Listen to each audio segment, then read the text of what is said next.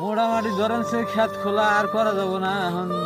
অন্য স্তরের ব্যবস্থা মানে কি বিদেশে কাজ বলি আর সে পড়তে বেশি করবো, কারণ তার ওষুধ পানির দাম মেলা। এই দামে খেত কইরা যদি নষ্ট হয়ে যায় ভাই, বিষ খাওয়া ছাড়া আর কোনো বুদ্ধি নাই। মোটামুটি ছাইরা দিলাম, আর করবার চাই না কাজ গতিকে। এখনো সময় আছে, বিদেশে যে কাম কইরা টাকা উপার্জন কইরা ধরেন সে বগুলান বা বাঁচান লাগবে, তাছাড়া আর আমার উপায় নেই। খেত খোলার আউশ মরে গেছে গা, খেত খোলা আর করবার চাই না। কি হয়েছে আমার ঘটনা?